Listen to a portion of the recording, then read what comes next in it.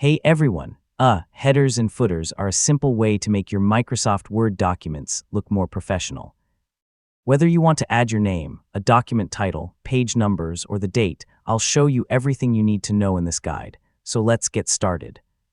First, open Microsoft Word and load the document where you want to add a header or footer. These sections appear at the top and bottom of every page, making them perfect for repeating information throughout your document. Next, click the Insert tab. From there, choose Header or Footer, depending on what you want to add. Microsoft Word includes several built-in designs. Select the layout you like, and it will be inserted automatically. Once the header or footer opens for editing, replace the sample text with your own information. You can add a document title, your name, your company, the current date, or even page numbers. Everything you enter will automatically appear on every page. To customize your document even further, use the header and footer tools.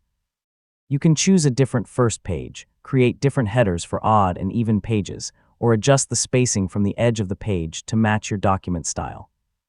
When you're finished, click Close Header and Footer, or simply double-click anywhere inside the document.